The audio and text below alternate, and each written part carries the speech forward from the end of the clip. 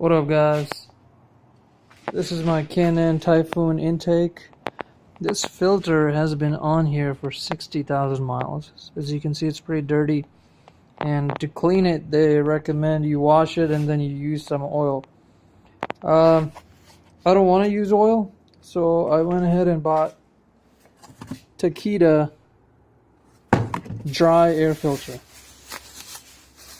I just got it in the mail, and hold on one second.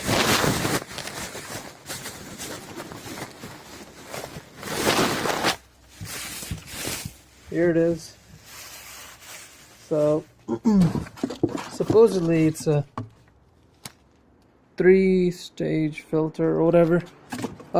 Anyways, it's much smaller, should be more compact and easy to fit in this location here.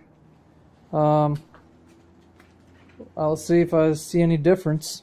It's not that hard to install, guys. All you do is just take this screw loose and just pull it out, and when you usually do it,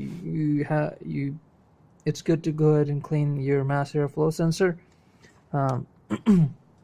because of all the dirty stuff that went through here and probably made the mass airflow dirty. So when you switch to an air filter, it's better to clean it so you'll feel the full difference while driving. Alright.